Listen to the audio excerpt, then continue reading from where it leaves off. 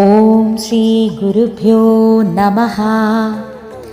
ശിവേ ശൃംഗാരാർദ്രാ തദിതരജനീ കുൽസനപരാ സരോഷാ ഗംഗായാ ഗിരിശചരിതേ വിസ്മയവതി ഹരാഹിഭ്യോ ഭീതാ സരസിരുഹ സൗഭാഗ്യജനനീ സഖീഷു സ്മിരാദേ മയി ജനനി ദൃഷ്ടിർ സകരുണാ.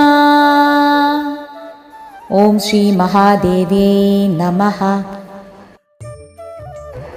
സൗന്ദര്യലഹരി ശ്ലോകം 51. ഈ ശ്ലോകത്തിൽ ദേവിയുടെ തിരുമിഴികളിൽ നവരസങ്ങളും വിടരുന്നതാണ് വർണ്ണിച്ചിരിക്കുന്നത്. എല്ലാ രസങ്ങളും അറിയുന്നത് കണ്ണിലാണ്. നവരസങ്ങൾ വിരിയുന്നതും കണ്ണിലാണ്. എല്ലാ വികാരങ്ങളും പ്രതിഫലിക്കുന്നതും കണ്ണിലാണ്. കാതുകൊണ്ട് ഇങ്ങനെ ഒന്നും ചെയ്യാനാവില്ല. ചുണ്ടൊരു പ്രത്യേക തരത്തിൽ തുടിക്കുമ്പോൾ കോപവും മറ്റൊരു തരത്തിൽ തുടിക്കുമ്പോൾ സന്തോഷവും അറിയാൻ കഴിയും. മൂക്ക് ചീറ്റുമ്പോൾ ദുഃഖമാണെന്നറിയാം. എന്നാൽ കണ്ണിന് ഈ വിധമുള്ള എല്ലാ ഭാവങ്ങളും കാട്ടാൻ കഴിയും. ഈ ലോക നാടകങ്ങളെല്ലാം കാണിക്കുന്ന സാക്ഷാൽ പരാശക്തിയുടെ കണ്ണുകളിൽ നവരസങ്ങളും എപ്രകാരം തുളുമ്പുന്നു, ഇതാണ് ഈ ശ്ലോകത്തിൽ വിവക്ഷിച്ചിരിക്കുന്നത്. പ്രിയതമനായ ശിവനെ നോക്കുമ്പോൾ ആ തിരുമിഴുകളിൽ ശൃംഗാരത്തിന്റെ ആർദ്രഭാവം തെളിയുന്നു. മറ്റുള്ള പുരുഷന്മാരിൽ അല്പം ബീഭത്സഭാവത്തോടെയാണ് നോക്കുന്നത്. ഗംഗയെ കാണുമ്പോൾ അല്പം രൗദ്രരസം പ്രകടമാകുന്നു. കാരണം സപത്നിയാണല്ലോ ഗംഗാദേവി. ശ്രീ പരമേശ്വരന്റെ ത്രിപുര ദഹനം മുതലായ ചരിതങ്ങളിൽ ദേവിയുടെ കണ്ണുകളിൽ അത്ഭുതരസം പ്രകടമാകുന്നു. ദേവിയുടെ വർണ്ണം ചെന്താമര പൂവിൻ്റേത് പോലെ ആയതിനാൽ ആ ചുവപ്പ് നിറം കാരണം അല്പം വീരരസത്തിലാകുന്നു ആ നോട്ടം. എന്നാൽ ആ ദൃഷ്ടി പരമദീനനായ അടിയങ്ങളെ പോലെ ഭക്തരിൽ പതിക്കുമ്പോൾ ആ തിരുമിഴികളിൽ കരുണാരസം തുളുമ്പുന്നു. ഇങ്ങനെ ദേവിയുടെ തിരുമിഴികളിൽ നവരസങ്ങളിലുള്ള 8 രസങ്ങളും ഒരേ സമയത്താണ് പ്രകടമാകുന്നത്. അത് മിന്നി മറയുന്നു. എന്നാൽ ഇവിടെ ശാന്തരസത്തെ പറ്റി പറയുന്നതേയില്ല. എന്തുകൊണ്ടാണ്? ശാന്തരസത്തിൽ മനോവികാരങ്ങൾ ഉണ്ടാവാത്തത് കൊണ്ടാണ് മറ്റ് 8 രസങ്ങൾ മാത്രം പറഞ്ഞിരിക്കുന്നത്. ജഗന്മാതാവിന്റെ ദൃഷ്ടി ശൃംഗാര, ബീഭത്സ, രൗദ്ര, അത്ഭുത, ഭയ, വീര്യ, ഹാസ്യ, കരുണാരൂപങ്ങളായ 8 രസത്തോടു കൂടിയതാകുന്നു. ശിവനോടുള്ള അമ്മയുടെ ശൃംഗാര രസം. എന്തെങ്കിലും ഒന്ന് കണ്ടാലുടനെ ആഗ്രഹിച്ച് തന്നോട് ചേർക്കും ശൃംഗാരം. എന്നാൽ ഇതിന് വിപരീതമായി ഒന്ന് കണ്ടാൽ ഉടനെ അറപ്പ് തോന്നി അതിൽ നിന്ന് ഒഴിഞ്ഞു നിൽക്കുന്നത് ഒരുതരം ചൊടിപ്പാണ്. ഇത് ശൃംഗാരത്തിന്റെ വിപരീതമാണ്. ഇതിനെയാണ് ബീഭത്സ എന്ന് പറയുന്നത്. ചി എന്ന് അറപ്പോടെ തള്ളേണ്ട വൃത്തികെട്ട ഗുണം നിറഞ്ഞ നമ്മെയും ദേവി അമ്മയായി എടുത്തു ചേർത്ത് നിർത്തിയിരിക്കുന്നു.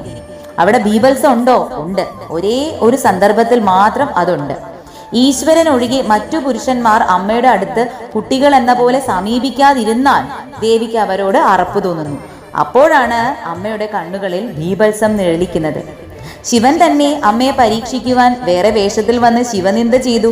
അപ്പോൾ ദേവിക്കുണ്ടായ ബീഭത്സത്തെ കുമാരസംഭവത്തിൽ കാളിദാസൻ പോലും രസകരമായി വർണ്ണിക്കുന്നുണ്ട്. സരോഷാ ഗംഗായാം. ഗംഗാദേവിയെ ശിവശിരസിൽ കാണുമ്പോഴാണ് ദേവിക്ക് കോപം വരിക. രൗദ്രം തനിക്ക് ശരീരത്തിന്റെ അർദ്ധഭാഗം തന്നെ ഈശ്വരൻ ഗംഗയ്ക്ക് ശിരസിൽ സ്ഥാനം നൽകിയിരിക്കുന്നു. ഒരു സപത്നി മത്സരം പോലെ. അത്ഭുതവും ഒരു രസമാണ്. കൈലാസനാഥനായ പതിയുടെ ചരിതങ്ങൾ കേൾക്കുന്തോറും ചിന്തിക്കുന്തോറും ആ അത്ഭുത ലീലകളിൽ ദേവി വിസ്മയഭരിതയാകുന്നുണ്ട്. ഇനി വീരരസം. മഹിഷാസുരൻ, ഖണ്ഡാസുരൻ മുതലായവരെ വധിച്ചതിൽ വീരരസമൂർത്തിയാകുന്നു അമ്മ. എന്നാൽ വധകാര്യങ്ങളുടെ ക്രൂരത ദേവിയോട് ചേർത്ത് പറയുവാൻ ആചാര്യർക്ക് മനസ്സ് വരുന്നില്ല എന്ന് തോന്നുന്നു. അതിനാലാണ് താമരപ്പൂവിന്റെ ശോഭയെ വെല്ലുന്നതിൽ ദേവീ നയനങ്ങൾ വീരരസം കാണിക്കുന്നു എന്ന് പറയുന്നത്. ശിവലിംഗത്തെ ചുറ്റിക്കൊണ്ടിരിക്കുന്ന ഒരു നാഗമുണ്ടല്ലോ, അത് ദേവിയാണ്. ഓരോ ജീവനിലും കുണ്ടലിനി സർപ്പമായിരിക്കുന്നു ദേവി. ആ ദേവി തന്നെ ശ്രീ പരമേശ്വരന്റെ ഭൂഷണങ്ങളായ സർപ്പങ്ങളെ കണ്ടാൽ ഭയന്ന് നടുങ്ങുമെന്നത്രേ. ഇങ്ങനെയും ഒരു ലീല. ഇനി ഹാസ്യരസം വേണ്ടേ? ജീവിതം ക്ലേശഭരിതമായി കഴിയുന്ന നമുക്ക് അതല്ലേ അധികവും വേണ്ടത്? ദേവി തോഴികളുമായി സംസാരിച്ചുകൊണ്ട് തമാശകൾ പറയുന്നു. അപ്പോൾ ആ നയനങ്ങളിൽ ഹാസ്യരസം വഴിയുന്നു. ആനന്ദ സ്വരൂപിണിയാണ് അമ്മ. ലീലയ്ക്കു വേണ്ടി ശോകം നടിക്കുന്നു എന്ന് പറയാൻ ആചാര്യർക്കും മനസ്സ് വരുന്നില്ല. ദക്ഷയജ്ഞത്തിൽ ദേവി ഏറെ സങ്കടപ്പെട്ടു. മറ്റു പല പുരാണ കഥകളിലും പല സന്ദർഭങ്ങളിലും ശിവൻ ദേവിയെ ശപിച്ചതായും അപ്പോഴൊക്കെ കരഞ്ഞുകൊണ്ട് മാപ്പ് ചോദിച്ചതായും പറഞ്ഞിരിക്കുന്നുണ്ട്. പക്ഷേ ശ്രീ ശങ്കരാചാര്യ സ്വാമികൾക്ക് അതൊന്നും സ്വീകരിക്കുവാൻ മനസ്സ് വരുന്നില്ല. അതായത് ദേവിക്ക് കരുണയാൽ അല്പം ശോകമുണ്ടായി എന്ന്. ഇവിടെയും ആ കരുണാരസത്തോട് ചേർത്ത് കാണിക്കുന്നു. ഒരാളോട് ദേവി കരുണ കാണിക്കുന്നുവെങ്കിൽ അതിൽ ആന്തരികമായി എന്താണുള്ളത്? അയാളെ നോക്കി അയ്യോ പാവം എന്ന അനുതാപത്തോടെ അയാളെ പൊക്കി ഉയർത്തുന്നു എന്നല്ലേ അതിന്റെ അർത്ഥം. ഒരാൾ ശോകമായി കരുണാനിലയിൽ വിഷമിക്കുമ്പോൾ അയാളോട് സഹതപിച്ചുകൊണ്ട് ദേവി കരുണാകടാക്ഷം പൊഴിക്കുന്നു. ഈ സഹതാപത്താൽ തന്നെ ദേവിയും അയാളുടെ കരുണാരസം പങ്കുവെക്കുന്നു. അത് അമ്മയുടെ കണ്ണുകളിൽ പ്രതിഫലിക്കുന്നു.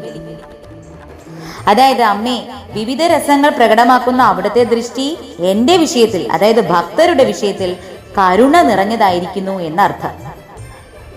ഇനി എന്താണ് ശാന്തരസം പറയാത്തത്? ഈ അഷ്ടരസങ്ങളും രസിച്ച് അതിൽ തന്മയരാകുമ്പോൾ ഉണ്ടാകുന്ന നിലയാണ് ശാന്തരസം. അടിസ്ഥാനപരമായി ദേവി അതുതന്നെയാണ്, ശാന്തം. ശിവയായി വർത്തിക്കുന്ന അവസ്ഥയാണത്. ഈ ശ്ലോകത്തിലെ ആദ്യ പദം തന്നെ ശിവേ എന്നാണ് തുടങ്ങുന്നത്. അതീവ ശാന്തമാണ് ആ അവസ്ഥ. ആ ശാന്തനിലയാണ് ചലിച്ചുകൊണ്ട് പിന്നെ പറയുന്ന 8 രസങ്ങളായും പരിണമിക്കുന്നത്. ഈ മഹാത്വത്വം ശിവേ എന്ന സംബോധനയാൽ ആചാര്യർ നമുക്ക് അറിയിച്ചു തരികയാണ്. ദേവി കടാക്ഷത്തെ ബാണമാക്കി മന്മഥൻ ശ്രീ പരമേശ്വരനിലേത് അവിടുത്തെ ശാന്തരസത്തെ വിരട്ടിയോടിക്കുന്നു. അമ്മേ ജഗദീശ്വരി, ഞങ്ങളിൽ കൃപാകടാക്ഷം പൊഴിച്ചാലും. തൃപ്പാദങ്ങളിൽ ഞങ്ങളിതാ നമസ്കരിക്കുന്നു. മഹാദേവി ശരണം. സർവം ശ്രീ ജഗദംബാർപ്പണമസ്തു.